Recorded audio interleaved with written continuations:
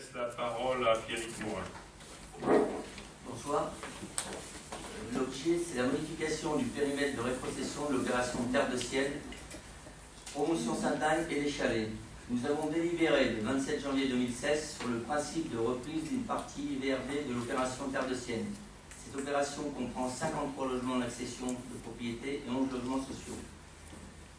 Ce principe avait été formalisé par convention entre les opérateurs et la commune le 12/02/2016.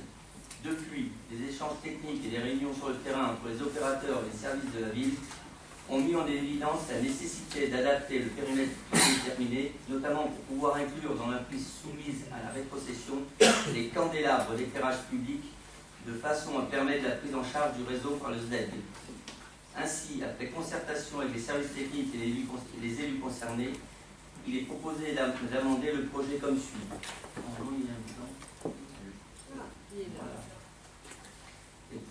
Les reprises des parties 1, 2 et 3 identifiées sur le plan que vous voyez, c'était ce qui avait été acté. Et on demande l'adjonction des parcelles cadastrales CC200, qui comprend... Voilà, c'est derrière nous, non? Voilà, hop. C'est 5 places de stationnement et un petit triangle dans l'espace vert, dont un candélabre d'éclairage public. La CC201, c'est 24 mètres carrés, c'est des parcelles CC201 et 209 constituant une place PMR. Et la CC209, c'est de 2 mètres carrés. Par conséquent, il convient d'approuver le principe de la rétrocession complémentaire des parcelles licitées précédemment au prix de 1 € et d'autoriser M. le maire à signer tout document permettant la rétrocession à la ville, notamment l'avenant à la convention initiale mentionnant le nouveau périmètre de rétrocession et les exigences avant rétrocession, les frais d'acte étant à la charge de la commune. Les parcelles seront par la suite versées au domaine public de la commune.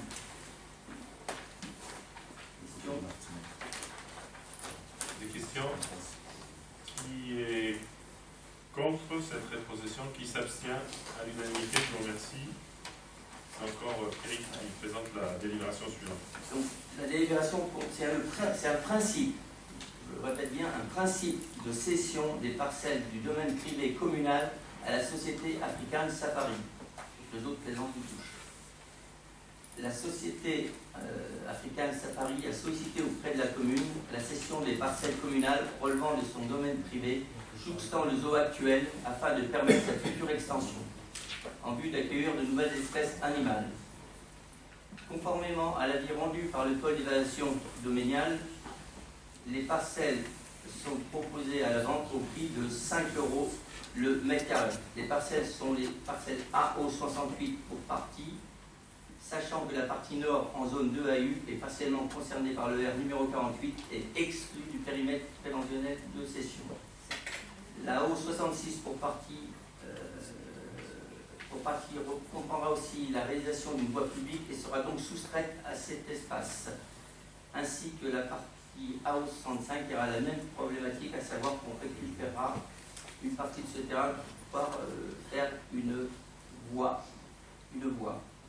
Étant précisé que le PLU devra être révisé en vue de passer en secteur NA la parcelle AO65 afin que l'usage foncier soit compatible avec l'extension du zoo, qu'un découpage parcellaire devra être mené sur les parcelles AO65, AO66 et AO68 afin de pouvoir réaliser une liaison de voirie publique entre la rue des Terrisses et l'intersection rue de la Île, rue des Landes, avec une configuration du carrefour, d'où l'emplacement réservé prévu cet effet dans le PLU, et selon le plan prévisionnel ci-après.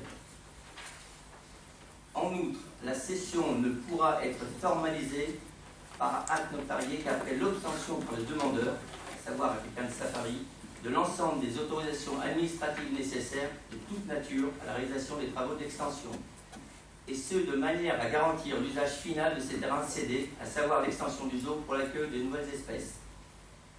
Il est à noter, en fonction du délai nécessaire à l'accomplissement de l'ensemble des formalités par African Safari, le pôle d'évaluation domaniale devra vraisemblablement être reconsulté, puisque les avis donnés sont assortis d'une durée de validité. On a donc reçu en date du 31 janvier 2020 de M. Tonuti, directeur du zoo, l'acceptation de l'offre qui avait été faite au prix de 5 € net le mètre carré. Ainsi, il est proposé de valider le principe de cession des emprises communales du domaine privé sous-désigné au prix de 5 € net, frais de notaire et de bornage en prendre en charge par l'acquéreur. Préciser que la vente ne pourra intervenir qu'après l'obtention par African Safari de l'ensemble des autorisations nécessaires à l'extension du zoo, et ce de manière à garantir la destination et l'usage de ces terrains à vocation d'extension du zoo pour l'accueil de nouvelles espèces animales. Rappeler qu'une actualisation de l'avis du pôle d'évaluation domaniale sera vraisemblablement nécessaire à terme de la transaction, et valider la proposition auprès de l'EPCI compétent, à savoir le comité de communes de Salvatouche, de passage de zonage PLU de la parcelle AO65 de N en NA lors de la prochaine révision du PLU. Et pour terminer, d'approuver le mandatement d'un géomètre expert pour procéder au découpage parcellaire avant cession, afin de conserver au bénéfice de la commune les emprises nécessaires à la réalisation d'une voirie transversale reliant la rue des Landes à la rue de Terris. Voilà. Des questions? Oui. Oui, alors de quoi parle-t-on là? On parle effectivement d'extension des zones de plaisance avec deux types de zones. Il y a bien une zone à 0,68 et à 0,66, comme ça a été dit à l'instant, pour partie, qui sont classées en zone NA. Donc les NA sont des zones naturelles, mais où sont autorisées effectivement la construction à usage de restaurants ou d'installations spécifiques pour le golf et le zoo. Très bien. Donc cette vente, pourquoi pas? En tout cas, le PLU le prévoit. Après, on va s'interroger quel est le projet spécifique et urgent pour que les autres plaisances nous demandent de voter le principe de cette vente si tardivement dans la mandature. Bon, par contre, là où la question prend tout son sens, c'est qu'il y a une deuxième zone, donc ça a été dit, la A065, pour partie aussi, mais qui est classée zone naturelle. Qui est classée zone naturelle, avec une partie boisée répertoriée sur le PLU. Cette zone, aujourd'hui, c'est un espace vert à usage public, apprécié des marcheurs et des promeneurs. Donc, et qui n'est pas du tout prévu dans le PLU aujourd'hui que cette zone fasse l'objet d'une extension du zoo. Voilà. Donc, moi, je me questionne, en tout cas, nous, on se questionne sur quel est le projet du zoo aujourd'hui qui imposerait à la commune de se séparer de cet espace vert, et ce, lors du dernier conseil municipal de cette mandature. Le zonage avait été effectué lors des mandatures précédentes, et nous pensons qu'il aboutissait à un équilibre entre les zones d'extension du zoo et celles affectées au bien commun.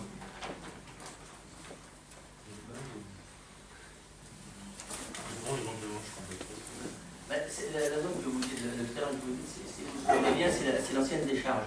Aujourd'hui, c'est un espace vert, mais qui est, comme vous disiez à juste titre, une zone naturelle où il n'y aura pas de construction, ça sera simplement lié au zoo. Comme si vous avez bien entendu, la seule qui sera modifiée au niveau du PLU, c'est la 65. Ouais, la 65, elle va être modifiée au PLU, elle va passer en zone NA. Donc spécifique pour le zoo. Or, ce n'est pas prévu aujourd'hui. Aujourd'hui, c'est une zone naturelle, Paul Bar. Il faut savoir que le zoo est quand même un apporteur. C'est une entreprise qui nous amène pas mal de choses. Et je ne vois pas pourquoi on bloquerait cette extension par le fait de ne pas pouvoir changer ce zonage. Je pense que l'Assemblée aujourd'hui a le droit de... Ah oui, vous avez le droit de poser n'importe quelle question, c'est de toute façon, on est là pour... Oui, quel est le projet du zoo qui impose à ce point de modifier, entre autres, ce zonage? Je demande les trois zones, enfin les parties des trois zones aujourd'hui. Alors, on ne vend pas aujourd'hui déjà.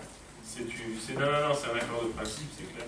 Et c'est bien possible que ça prenne des mois, voire des années, pour qu'ils puissent en faire l'acquisition. Par contre, ils ont lancé cette opération, effectivement, récemment, je pense qu'à peu près, c'est quand même au mois de décembre ou janvier, non avant peut-être, novembre. Octobre ou novembre, donc là, ils ont commencé à demander à pouvoir acquérir ces zones qui sont de tout temps et dans la mémoire des urbanistes de Plaisance, des zones réservées pour justement l'extension du zoo, puisque le zoo a une vocation, alors quand on parle de projet, c'est qu'il a un projet des 5 continents, effectivement, et donc de coup, il a besoin d'espace supplémentaire. Alors, après, il faut savoir qu'il y a d'autres terrains dont il a besoin, qui sont privés. Et ce qu'il nous a expliqué, c'est pour ça qu'on prend cette délibération de principe, il a expliqué qu'à partir du moment où la commune acceptera de vendre les terrains communaux, il aura plus de facilité à convaincre le privé, et ça sera une démonstration, entre guillemets, que ces terrains ne seront pas des terrains à vocation constructive, mais sont bien des terrains à vocation d'être dans l'extension du zoo. Donc c'est aussi pour les aider par rapport à ces, entre guillemets, négociations, mais qui vont durer pareil, hein, ça va durer un certain temps, pour pouvoir justement à terme étendre le zoo, sachant qu'ils ont la possibilité d'étaler les différents achats, et ils ont des financeurs qui sont prêts à les suivre. Donc du coup, ils profitent de cette opportunité dans les mois et les années, parce que je pense que ça prendra plus que des mois, dans les mois et les années à venir, pour pouvoir justement assurer une pérennité du zoo dont ils ne sont pas complètement sûrs. Alors, je ne sais pas s'il y a des gens ici qui connaissent les difficultés des zoos, pourtant même très très reconnues, hein, puisqu'il nous a cité des zoos dont on parle énormément en France, et qui pourraient avoir des grosses difficultés financières. Et pour eux, l'épée de Damoclès qu'ils ont au-dessus de leur tête, c'est justement leur territoire, et donc il faut qu'ils puissent à terme augmenter leur surface, et ils vont le faire petit à petit, comme ils l'ont fait là avec les éléphants, les girafes et tout ça. C'est presque devenu une obligation pour pouvoir survivre au sein de la communauté des zoos. Et puis c'est bien précisé que tant qu'ils n'auront pas fait des demandes d'autorisation administrative pour ce type d'extension, on ne l'acceptera pas de toute façon. C'est bien acté, c'est pour ça qu'on a bien précisé. Et comme à juste titre disait M. le maire, ça va durer un certain temps, d'où le fait aussi de rappeler qu'une actualisation des domaines sera mise en place par rapport à ça, parce que ça peut être dans 2 ans, dans 3 ans, comme dans 10 ans. On est bien sur un projet, visiblement avec d'autres, vous en avez fait mention un petit peu en sous-entendu, là, qu'ils ont des visées sur des terrains privés. Est-ce que sur le projet global, dont j'ai entendu 5 continents, quelque chose comme ça, est-ce qu'on a des informations, de savoir à quel endroit ça va être étendu, la gestion des terrains qui sont privés, qui sont concernés, tout ça.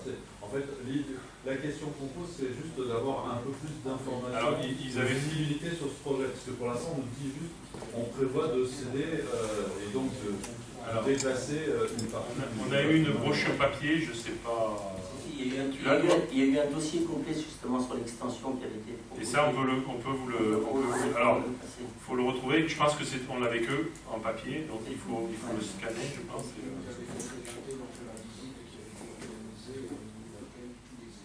Ah oui. Il y avait une visite là quand on a ouvert ils ont ouvert les éléphants et les girafes. Et il y a eu une présentation de leur projet global. C'est à peu près ce qu'on a eu, hein, c'est-à-dire on a eu une petite brochure avec un plan général à terme. Si on moi je pour ça. Moi j'étais pas. Donc c'est pour ça que j'ai dû le donner à la ligne pour être sûr qu'il soit bien comme ça. Moi, bien sûr, le zoo, c'est un acteur économique très important, et même des loisirs, donc il faut tout faire pour consolider ce zoo. Mais moi, ce qui me gêne là, sur cette délibération, c'est que, comme je rejoins un peu ce que vous dites, c'est qu'on manque des informations. Quand même, le petit bois et la zone de terrasse là, est quand même très utilisée dans les promeneurs. Enfin, on devrait avoir certaines garanties aussi pour l'accessibilité, la continuité, le piétonne, avec la lourdeur, etc. Enfin, je pense qu'au minimum, ça devrait faire l'objet d'une concertation. Et c'est dommage. Et je ne comprends pas que ce n'est pas. Alors, je ne suis pas sûr que le bois classé soit dans la délibération. Le bois n'est pas impacté dans cela. Il est de l'autre côté. Voilà. En fait, on garde une emprise. Vous savez qu'il y a une voie qui est prévue entre la rue de Terris et. Elle est au PLU, cette voie? Ah oui, l'emplacement réservé, oui. L'emplacement réservé? On le voit d'ailleurs, je crois, sur un des plans. crois qu'il faut vraiment quand même réfléchir à une consolider cet espace nature qui est quand même très apprécié. Il y a aussi beaucoup de sportifs qui l'utilisent par la continuité après pour aller accès à la Salvetia et puis toutes les zones vertes. Bon, voilà. J'aurais aimé avoir un peu plus de concentration. C'est dommage, monsieur Gilles, vous n'étiez pas à la commission Oui, urbanisme. j'ai eu un deuil familial. Ouais, excusez. Non, mais de toute façon, alors, le bois, il est de l'autre côté de cette fameuse route qu'on voudrait faire entre la rue des Landes et la rue de Terris. Et alors, donc, à juste titre, M. Pellegrino me fait remarquer qu'il n'est pas encore dans le but, parce qu'en fait, son emprise n'a pas été calculée. Mais justement, dans le cadre de cette délibération, c'est ce qu'on dit en... Découpage parcellaire avant session, voilà. sur les bénéfices communes nécessaires à la réalisation d'une voie transversale. Voilà. Donc, du C'est un plan coup, que vous avez présenté aux commissions aussi. on va le faire, on va dire exactement quelle est l'empreinte nécessaire pour pouvoir faire cette voie, en termes de voie, de piéton-cycle, etc. Et donc, du coup, ils n'achèteront que la partie qui est à l'ouest de cette route. Et donc, le bois classé, je pense qu'il n'est pas dans la... Il n'est pas vendu, quoi. En plus, ce bois, il est privé, en plus. Il appartient pas à la municipalité. Le bois qui est de l'autre côté, qui est relativement bien, comment dire, fréquenté. Voilà. Donc on en a une partie, il y a une partie privée, une partie publique. Mais elle n'est pas concernée. Ça représente combien de mètres carrés en tout? Parce que je ne le vois pas. Tous ces terrains-là, ça représente quoi? Je vais vous les donner. Sur la 68, c'est 14 000 m². Sur la 66, c'est 26 000 m². Et sur la 68, c'est 14 000 m². Attendez, 65, 10 872, 66, 26 569 et 68, 14 024. Ce qui fait un total de 51 000. Si je peux me permettre, M. Leguet, vous n'étiez pas là à la commission, mais peut-être que M. Morel l'a oublié. Ce que vous oubliez, c'est que ça nous permet à nous déjà de définir un emplacement pour une voie entre la rue du Limousin et la rue des Landes. Et là, on est en train de travailler sur un espace où il y aura la piste cyclable, la voie, le piéton et l'espace vert, etc. On ne prend pas que 6 mètres. Donc en plus, le bois il sera en limite de cette chaussée, il sera largement protégé. On ne touchera pas les... Vous avez tout sur la A65, et il y aura toute la partie de l'autre côté qui sera prise par le zoo. Micro, Voilà. Oui.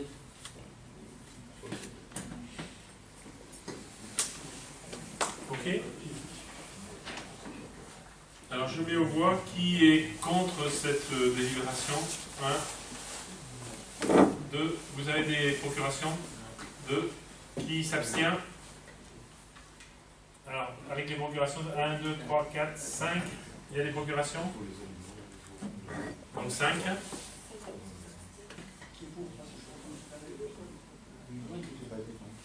Oui, j'ai pas voté contre. D'accord, donc tu as voté. Alors bravo. Allez, on va dire qui est pour, et puis comme ça, on lèvera la main. Je suis pas contre, je suis pour. lève la main. Ah oui, Voilà, c'est pour voir. Il est capable d'exercice à monsieur Clavel. Alors, oui. Donc là, alors la délibération, enfin, vous aviez une note de synthèse. Donc pour le prochain, c'est l'acquisition auprès de Toulouse Métropole Habitat d'un local d'activité pour la future médiathèque. Donc annule et remplace la délibération du 4 avril. En fait, donc il y a eu des modifications juridiques, techniques et fonctionnelles. Ce qui est le plus important, c'est la modification de la surface, puisqu'on passe de 1000 en intérieur, on passe de 10 mètres à 1050 mètres carrés, donc 40 mètres carrés de plus. Et en extérieur, on passe de 250 mètres à 233, c'est ça, 223 mètres carrés en extérieur. Donc du coup, la délibération qui donnait un prix total qui était fixe, on est obligé de le revoter. Et donc, le prix est de 2 898 000 € TTC. Alors, est-ce que vous avez des demandes, des questions, des remarques par rapport à tout ça? Oui, moi j'ai une question. Donc, on gagne 40 mètres carrés sur l'intérieur. C'est ça? Oui. De plus. Et qu'on paye, hein.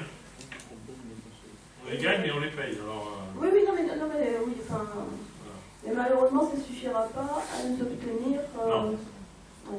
Non, il aurait fallu 200 et quelques subventions minimum. La fameuse subvention. La fameuse subvention de la DRAC.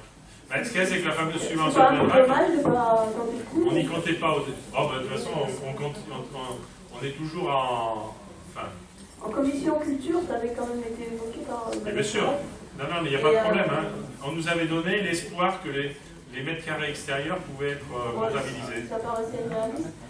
Pas tant que ça. Apparemment, c'est eux qui sont venus vers nous pour nous le proposer.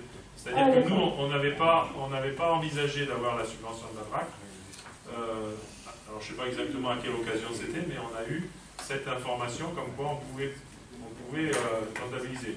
Manque de bol. En 2019, il y a eu une nouvelle réglementation qui a fait qu'au niveau des affaires culturelles, ça a été précisé comme quoi ça ne pouvait pas rentrer dans la comptabilité, dans le nombre de mètres carrés, et comme une subvention de DRAC c'est tout ou rien, voilà, pour nous ça sera rien. Ouais. Mais vous avez chiffré la balance, c'est-à-dire que mettre X... 250 mètres carrés à 2700, mais ça fait du... À 2700 et un gagne, et la subvention, elle est quand même, je sais pas, elle n'est pas d'1 million d'euros, la subvention? Pardon? La subvention de la DRAC. Oui, mais à partir du moment où on a la subvention de la DRAC, on a d'autres frais, en particulier d'autres frais de fonctionnement. Ah bon? Donc c'est... Je sais pas, j'imagine que vous avez fait des calculs, parce que peut-être que le rapport qualité-prix va dans le sens une dépense dans un premier temps et ensuite un gain. Enfin, bon, voilà, c'est la question que je pose. Voilà, 700 000 à peu près. Donc effectivement, 250 mètres carrés de plus, ça coûte 690 000. Voilà, donc... et après, par contre, on aurait eu d'autres contraintes sur le fonctionnement, sur le fond, etc., et qui auraient encore ajouté Parce que là, on est uniquement sur la surface vierge. Après, il faut l'équiper, les 250 mètres carrés, il faut les équiper. Donc ça aurait fait plus de 700 000 €. Bon, ça aurait fait un peu plus, mais pas tant que ça, mais on aurait été bien au-delà des 700 000 €. La notification dont on parle, est-ce à la demande de la commune ou à la demande du promoteur qui a changé les plans Non, c'est effectivement le projet qui a bougé. Alors, dans la délibération du mois d'avril, on avait dit que ça pouvait bouger au niveau de la surface de 5%. On est bien dans cette modification de 5%. Manque de bol, on n'est pas du tout dans la... Comme il y avait un prix fixe, ça ne servait pas à grand-chose de dire on peut changer la surface de 5% si, voilà, comme le prix était fixe et que le prix donc évolue, on repasse en délibération.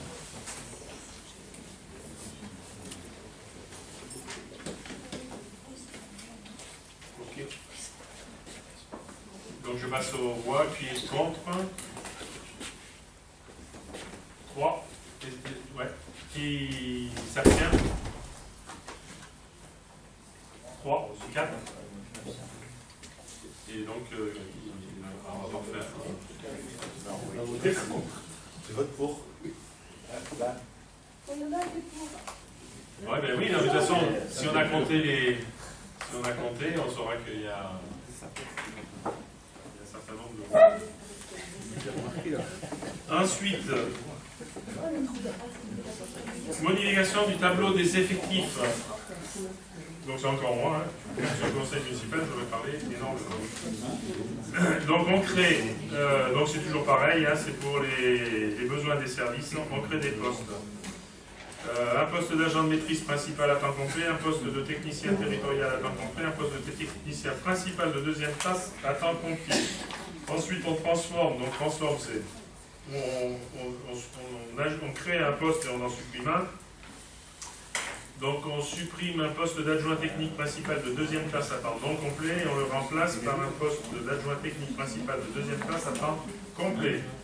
Et un poste d'adjoint technique principal de première classe à temps non complet en un poste d'adjoint technique principal de première classe à temps complet. Voilà. Donc, est-ce qu'il y a des questions, des remarques? Oui, moi j'ai deux questions. Enfin, les créations de postes, c'est des embauches ou c'est juste une réorganisation? Et puis la deuxième question, c'est sur les transformations. J'imagine que ce sont des gens qui étaient à temps partiel et qui passent à temps complet. C'est exactement des besoins du service ou c'est des demandes, enfin, voilà, les raisons sous-jacentes. Ah oui, non, mais vous en faites pas. Quand on passe quand on augmente à temps partiel ou quand on passe à temps complet, c'est clair que c'est pas fait à la demande uniquement de l'agent. C'est en fonction des besoins du service pour pouvoir le faire. Après les trois autres créations, vous avez une... Micro.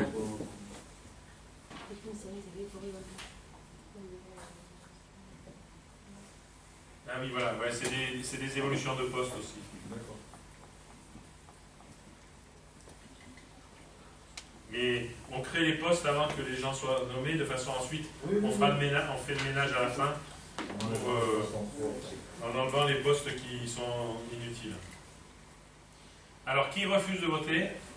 Ah, pardon, non, il y avait des questions avant. Petite question. Une autre question. Quand on dit convention de prestation. Ah oui, pardon. Non, excusez-moi, je m'embrouille. Donc là, on est encore sur le modification des tableaux, des effectifs. Qui refuse de voter? 1, 2, 3, 4, 5, 6. Qui est contre? Qui s'abstient? Je vous remercie. Alors maintenant, on passe. Je la présente avant de... Donc ça, c'est celle qui vous avait été présentée, enfin qui vous a été envoyée en retard, le lendemain, je crois. Là, on est là sur la CTG, là, non? Ah non, on est encore... Ah, non. Donc celle-là, la CCST. Donc là, c'est pas exactement pareil que pour les Guevins, c'est pour la CCST, mais effectivement, eux aussi ont eu des départs de cadres qui fait qu'ils appellent à l'aide pour quelques mois avant de pouvoir créer des postes de gens qui sont partis. Donc ils ont, eux, M. Crène, vous savez que M. Crène est parti de la mairie, mais il est aussi parti de la CCST. Et ensuite, une personne qui est responsable RH qui a trouvé une mutation sous des cieux plus paisibles. Enfin, plus paisibles, non, plus chauds. Je ne sais pas si c'est plus paisible. Et donc, qui s'en va là au 5 mars. C'est pour ça au 6 mars, ou au 5 mars, je ne sais pas. Et elle s'en va. Et donc, c'est pour ça que c'est à cette date-là qu'on propose de démarrer la convention pour une aide principalement au niveau RH. Donc vous avez les missions qui sont prévues. Voilà. Et après, on n'a pas encore évalué le nombre d'heures. Et donc l'idée c'est qu'on le fasse par constatation des heures faites, sachant que pour la fonction d'ingénierie, donc de pilotage est évalué à 50 € et de technicité à 30 €. Et on y rajoutera bien sûr l'ensemble des charges correspondant à ces heures. Est-ce qu'il y a des questions? Et du coup, ça pénalise pas trop les services? Alors, c'est toujours pareil, c'est-à-dire que quand on... Tout à l'heure, quoi. Ouais, exactement. Non, mais c'est vrai que c'est exactement comme tout à l'heure. C'est-à-dire que, bien sûr, avant d'accepter, on a consulté les services pour savoir si c'était possible. Et toujours pareil, les personnels ont accepté de le faire en dehors des heures de plaisance du touche. Donc c'est des heures supplémentaires qui leur seront versées. Alors, voilà, en fait, l'idée c'est quand même, la CCST ne voulait pas recruter avant les élections, donc, mais par contre, les ressources humaines, ça n'attend pas, quoi. Donc, du coup, ils ont quand même, ils ont moins de cadres et moins de techniciens qui sont, parce que j'en ai cité deux qui étaient partis, c'était les cadres, mais je crois qu'il y a aussi une autre personne qui était technicienne et qui est partie de la CCST aussi. Juste une question, là, le maire de l'Aix-Vent, il avait un plan B quand même, si des fois si on ne pouvait pas assurer le dépanner. J'espère, oui. Ah, quand on vient voir quelqu'un, il n'est pas venu en disant mais vous en faites pas, hein, si vous venez pas, j'ai la solution. Donc on ne lui a pas demandé non plus, donc, mais le connaissant, ça m'étonnerait qu'il n'ait pas d'autre solution. Il faut savoir quand même que les agents de plaisance sont renommés.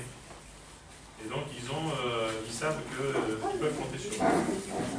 Le président de la CCST, bon, il n'est pas là ce soir, il aurait pu venir nous exposer la situation, mais c'est quand même une responsable RH qu'on va remplacer par quelqu'un qui fait du temps. Enfin, je sais pas, ça ne semble pas très. Non, là, on vient de dire que c'est un responsable RH pour l'ingénierie. 3 mois. Enfin, 3 mois. Oui, d'accord, mais c'est quand même.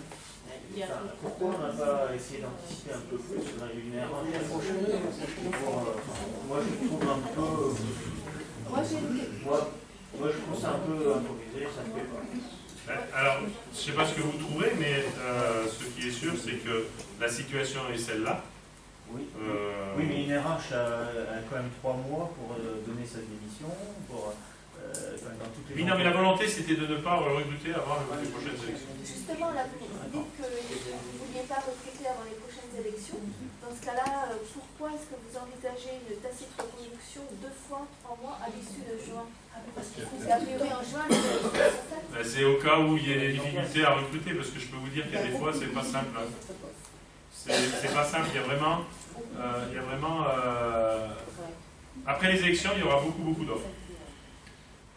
Donc c'est pas compliqué. Ça peut être, alors après, je pense que le renouvellement 2 fois, ça me paraît effectivement, on va au-delà du besoin.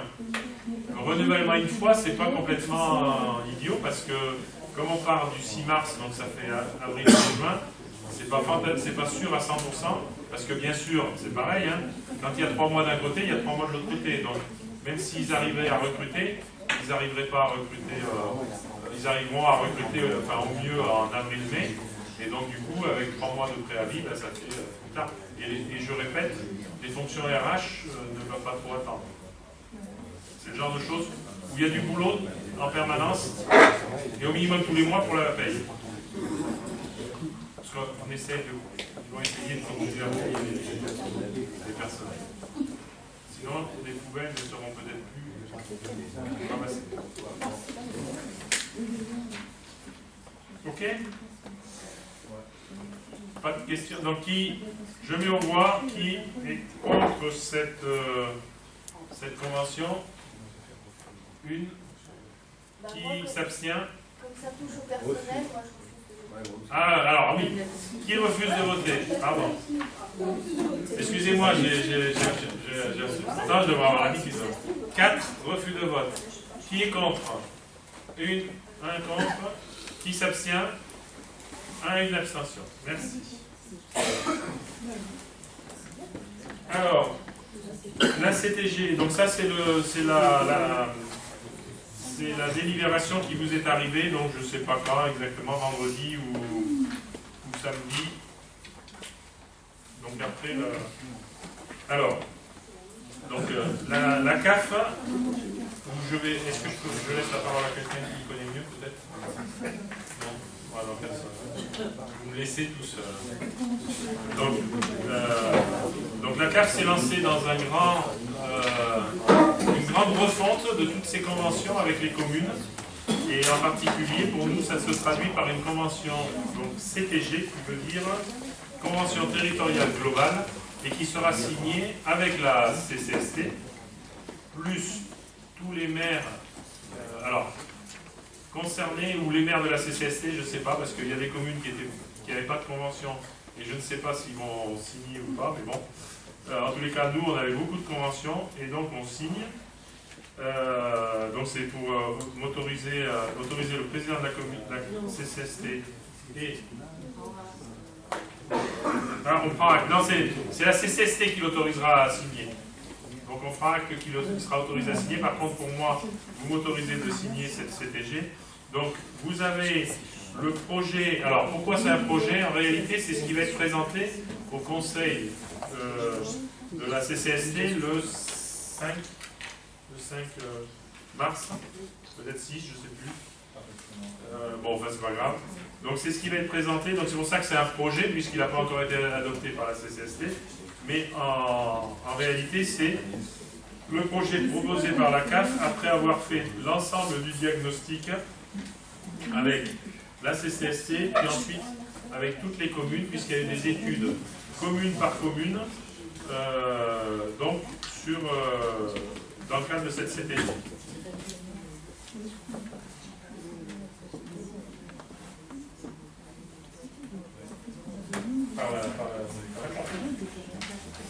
La CAF signe en premier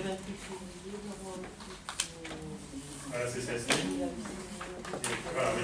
Ah oui, c'est vrai que j'avais vu un mail qui donnait le déroulement. Donc il y a effectivement, c'est la CAF qui signe en premier, donc avant fin février.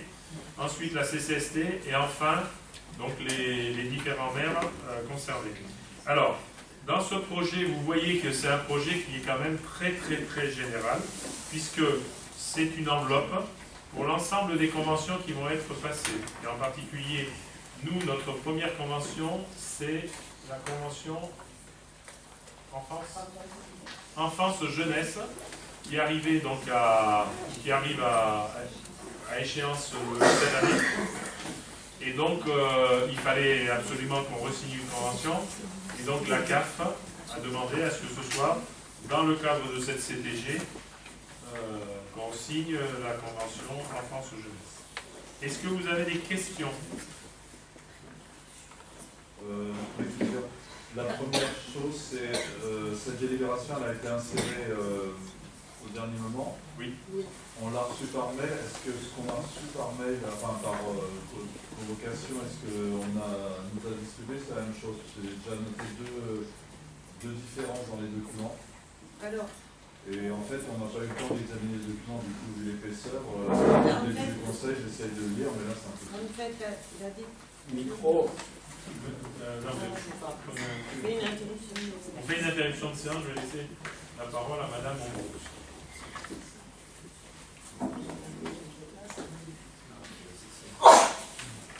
Et en fait, le conseil vous avez été envoyé le jeudi. Oui. Le jeudi soir, on a reçu le projet de libération par la commune. Donc, le lendemain, on nous a envoyé le texte. On a recorrigé, puisqu'il y avait une critique, je crois qu'à un moment, on autorisait même le président à signer, ce n'est pas possible. Donc, la délite est exactement la même. Simplement, c'est le projet de convention qu'on a joué avec le projet. Vous avez eu, mais hors des comptes. Je pense que au niveau de la note de synthèse et du projet de livre, vous devez juste avoir un peu de sémantique et de correction du style. Je crois que dans la note de synthèse qui vous avez été adressée, il s'est mis que le conseil municipal autorisait le président de la CCST à signer une convention. C'est un peu pas possible. Donc du coup, ça a été corrigé dans la délibération, mais c'était déjà parti. Et... D'accord, non mais la question c'est juste de savoir si, à part ces deux éléments-là, le projet, lui, il n'a pas bougé. Non, le projet n'a pas bougé. En fait, le projet de la CCST nous a envoyé son projet délivré très tardivement. On a mis le projet sur la convention parce que à ce jour, la CAF n'a pas encore signé, devrait le signer le 28 de mémoire. Ensuite, il y a tout un système de signature en chaîne, puisque le jour même du conseil communautaire, le président signera au titre du président de la CCST, et ensuite toutes les autres communes vont signer derrière. Voilà.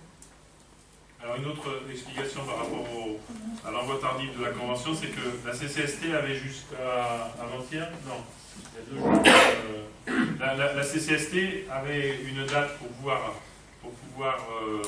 faire ses remarques et en particulier modifier la convention auprès de la CAF assez tardivement, et en fin de compte, il n'y a pas eu de modification demandée. Bon, alors l'explication c'est simple, hein, c'est que c'est vraiment une enveloppe et que l'idée c'était qu'on retrouve bien, et nous c'est ce qu'on a vérifié, hein, puisqu'on parle de plaisance du touche, on retrouve bien l'ensemble des axes d'intervention, qu'on soit sûr que ce qui nous avait été présenté par la CAF était bien repris dans la convention, et c'est le cas. Et c'est ce qu'a dû faire aussi la CCST de son côté. Alors, deuxième question, là on insère la délibération en dernière minute, donc nous on n'a pas examiné. Hein. Très honnêtement, le projet je l'ai lu, mais je n'ai pas encore eu le temps de l'examiner. Quelle est la date limite qu'on a, nous, pour délibérer à la mairie sur ce projet? C'est vraiment urgent Alors là par contre, c'est urgent parce qu'en fait le problème, c'est que si on ne signe pas, on ne pourra signer que au mieux en avril, et donc on perd pratiquement 2 mois, et c'est 2 mois importants au niveau de justement des discussions avec la CAF, entre l'ensemble des services et de la CAF, pour en particulier. On est déjà sur le moment avec la CAF, donc elle se... Mais non, mais c'est cette convention qui s'arrête, et donc il faut qu'on re-signe une nouvelle convention, donc CEJ, et pour ça, comme c'est dans un... Enfin, mais j'ai pas vu le délai de fin des conventions qu'on a aujourd'hui. Enfin, le CEJ, c'est cette année, hein, de toute façon. En fait, la base, on devait signer avant fin mars, c'est pour ça qu'on se retrouve. Ouais. La CAF, je répète ce que nous dit Mme Monroe, comme ça. La CAF a demandé de signer avant fin mars. Et là, on n'est pas capable.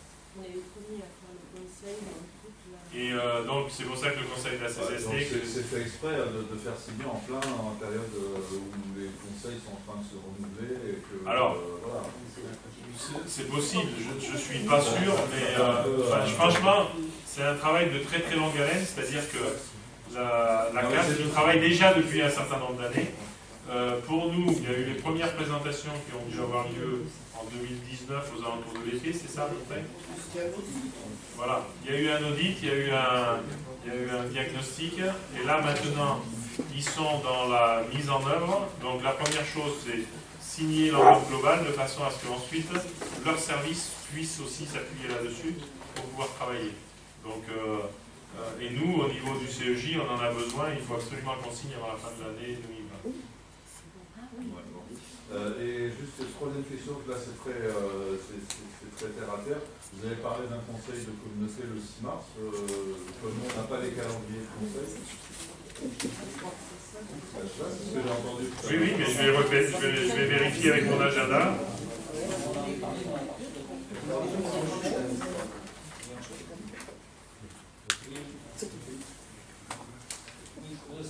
Le 5. On a un conseil le 19h. Le 5 mars, c'est un conseil de la CCST à 19h. C'est bien, c'est bien de convoquer à l'avance. Hein. Ah, moi j'ai pas marqué.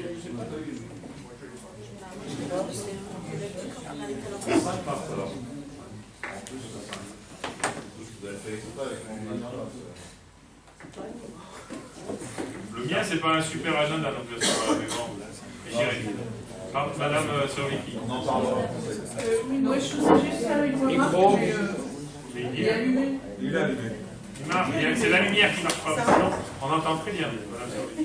Oui, donc ma remarque n'a sans doute pas grand intérêt, mais depuis des années, je vois voter des choses pour la CCST, enfin, de dossiers qui concernent la CCST. Et moi, il me semblait que les communautés de communes, elles avaient été créées pour mutualiser, pour arranger simplifier les choses. Et en fait, on vote 2 fois. Et or, à la communauté de communes, les gens qui sont là, ce sont des conseillers d'ici, donc ils savent aussi voter là-bas. Enfin, je sais que c'est sûrement pas, vous devez être obligé de le faire, mais je trouve ça tellement aberrant, cette perte de temps. On vote 50 fois les mêmes choses. C'est complètement, enfin je trouve ça complètement aberrant. C'était une remarque. C'est la loi NOTRe. Oui, mais peut-être.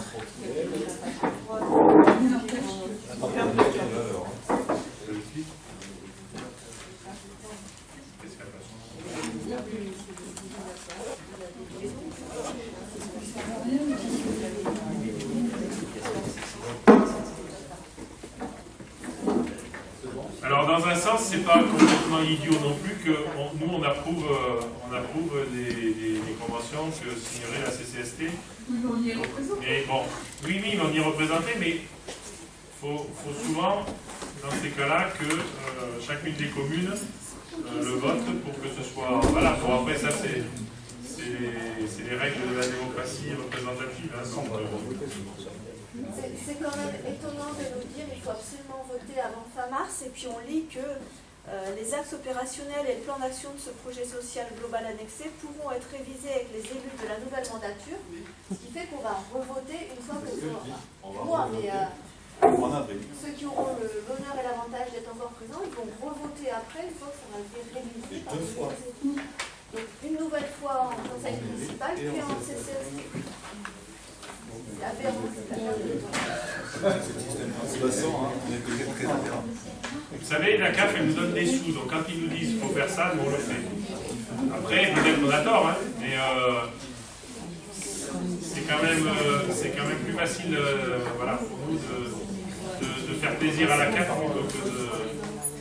Après, on est effectivement là, pour le premier conseil municipal qui se réunit avant la fin mars. Hein? Ah, c'est ça, ouais. Monsieur Morin, qui est très très optimiste, espère avoir un petit pourcentage de plus sur les subventions en CAF. Ouais. On vote ça qu'on passe aux choses importantes. Alors, qui me donne l'autorisation de voter cette convention? Donc, qui est contre? Qui s'abstient? 4 abstentions. Je vous remercie. Ensuite, donc là on a fini, on passe aux questions diverses. Donc la première question c'est concernant la motion.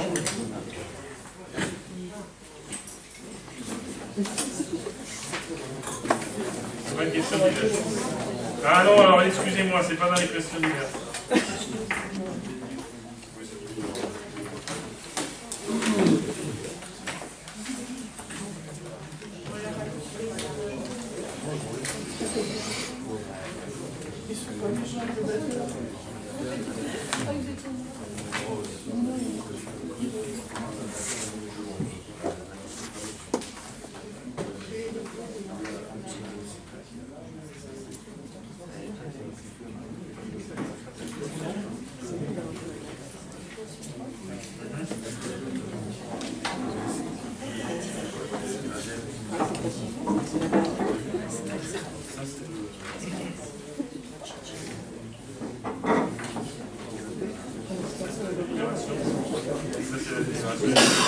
Alors je vais vous lire la motion, non, parce que on a la délibération, j'ai la délibération et la motion. Donc dans la délibération, il y a, il y a une partie seulement, c'est la même chose. Ah oui, c'est la même chose. Donc l'objet, c'est l'opposition du survol au survol de la commune de Plaisance-du-Touche par les avions décollant de l'aéroport de Toulouse-Blagnac face au sud. Pour des raisons de sécurité, donc je rappelle que pour des raisons de sécurité aérienne, une expérimentation de la DGAC, le nouveau couloir aérien de l'aéroport de Toulouse-Blagnac a décollage chute conduisant à un survol régulier de plusieurs communes, peu ou non survolées jusqu'alors, et notamment la ville de Plaisance-du-Touche. Considérant les nuisances sonores impactant la ville de Plaisance-du-Touche du fait de ces modifications de trajectoire et l'altération réelle de la qualité de vie des Plaisançois, considérant que la ville de Plaisance-du-Touche n'est pas concernée actuellement par le plan d'exposition au bruit de l'aéroport de Toulouse-Blagnac, considérant que l'industrie aéronautique revêt pour le bassin d'emploi une importance stratégique, reconnaissant que les efforts importants sont aujourd'hui consentis par l'ensemble des acteurs de la navigation aérienne, les compagnies, les pouvoirs publics et les collectivités pour améliorer l'acceptabilité de l'aviation et réduire son impact environnemental, Considérant que tout projet de modification des couloirs aériens doit faire l'objet d'une large concertation avec les populations concernées, au risque de ternir l'image et d'affecter l'activité économique d'un secteur pourtant vital pour notre territoire, considérant la motion votée au Conseil municipal du 24 octobre 2019 visant à demander aux autorités aériennes que les habitants de Plaisance-du-Touche soient largement informés et étroitement associés à la définition des nouvelles trajectoires de décollage face au sud. Considérant que la DGAC a indiqué lors d'une réunion le 20 décembre 2019 avoir décidé d'adapter les contraintes imposées aux pilotes et allonger l'expérimentation de quelques mois, considérant que la 4e phase de test annoncée par la DGAC doit démarrer le 27 février, maintien du couloir aérien au-dessus de Plaisance-du-Touche, considérant que la recherche du meilleur compromis possible entre sécurité et impact environnemental a déjà conduit les autorités de la navigation aérienne à éloigner les trajectoires de la ville de Pibrac, considérant le nombre très important de plaintes formulées par les Plaisançois depuis leur sensibilisation aux tests en cours. Ceci exposé, il est donc proposé au Conseil municipal la motion suivante. Le Conseil municipal de Plaisance-du-Touche demande le renforcement des signalements d'infraction à la CNUSA, donc c'est autoriser le contrôle des nuisances aéroportuaires, afin de sanctionner les compagnies ne respectant pas les procédures de décollage. Le Conseil municipal de Plaisance-du-Touche demande la publication au niveau de bruit instantané, maximum, attaché à chacun des survols, indépendamment des calculs de moyenne, en particulier pour les avions qui survolent Plaisance tôt le matin ou en soirée, afin d'évaluer si la 4e phase amène si la phase 4 amène des améliorations par rapport à la phase 3. Le Conseil municipal de Plaisance-du-Touche demande, en fonction des résultats de la phase 4, le lancement d'une phase 5 avec déplacement du point BO 423 de manière à éloigner les avions de la commune.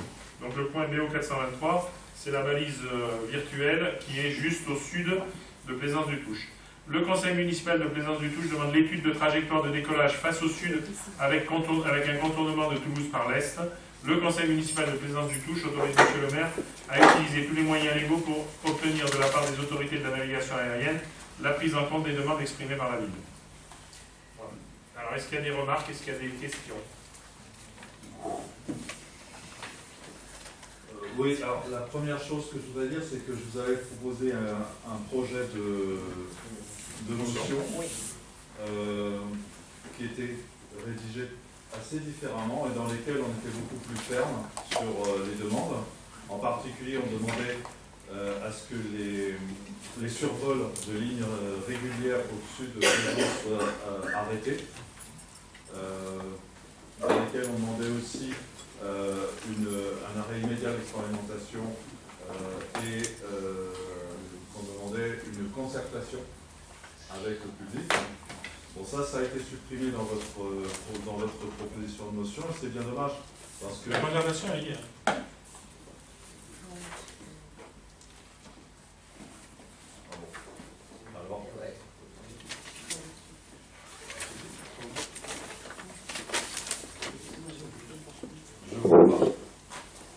C'est quel point? Renforcement des signalements, publication d'IMO de bruit, déplacement du point, étude de trajectoire à l'est. Je ne vois pas où on demande la concertation. Considérant la motion, puisqu'on a déjà voté en motion, considérant la motion votée au Conseil municipal du 24, visant à demander aux autorités aériennes que les habitants de Plaisance-du-Touche soient largement informés et étroitement associés à la définition des nouvelles trajectoires de décollage face au sud. Donc là, c'est la définition d'une concertation. Oui, mais on considère qu'on l'avait demandé, mais bon, c'était bien de le redemander, peu importe. C'est pas le point le plus important. La concertation, c'est important, mais ce qui manque dans cette délibération, c'est d'affirmer qu'on subit des nuisances et qu'on ne veut plus les subir. Et vous l'avez constaté vous aussi dans vos considérants, la commune de Pibrac a obtenu une modification des trajectoires pour ne plus être survolée. Et si elle l'a obtenu, c'est parce qu'elle a demandé l'arrêt des expérimentations, c'est parce qu'elle a demandé l'arrêt des survols. Si on demande simplement de déplacer la BO, je ne sais pas quoi... 423. Oui, justement, c'est vrai que je dis ça. On n'est pas des apporteurs de solutions. Nous, on a des problèmes, je suis d'accord avec vous. Donc nous, ce qu'il faut qu'on demande, c'est de revenir à une situation où on n'a plus ces nuisances. On n'avait pas ces nuisances il y a 6 mois, pourquoi on les a aujourd'hui? Parce qu'on est en train de faire l'expérimentation. L'expérimentation démontre qu'une commune de 20 000 habitants est survolée et subit un survol toutes les 5 minutes d'avion, donc on demande l'arrêt de cette expérimentation pour au minimum qu'on revoie les couloirs. Donc ça, c'était la première chose que je voulais dire. La deuxième chose, on demande dans cette délibération de déplacer les décollages avec un contournement à est. Je ne suis pas d'accord.